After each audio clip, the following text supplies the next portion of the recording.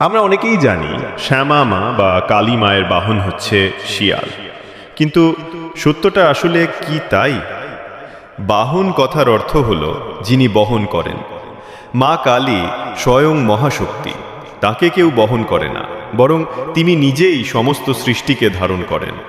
তাহলে শিয়াল কেন থাকে? এই শিয়াল কোনো বাহন নয়, এটি এক প্রতীক, এক প্রতিরোধ, অন্ধকার, ভয় আর শ্মশানের শক্তির প্রতিরূপ।